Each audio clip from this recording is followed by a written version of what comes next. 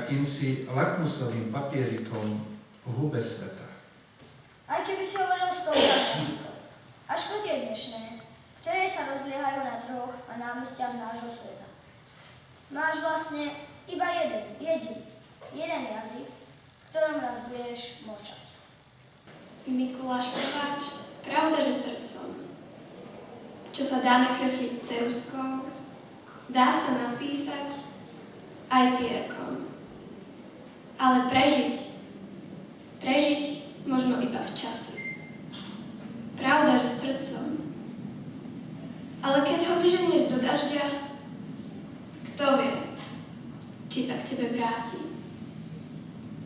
Keď aj spýta sa ťa, čo si tu robil bezo mňa? Až potom začneš hovoriť a srdce ti napokon zaklepká na zápestia svojou morzovkou.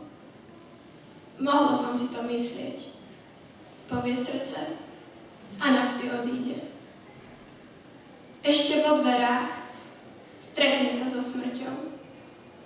S Bohom, povie srdce a smrť sa k tebe s úsmevom posadí.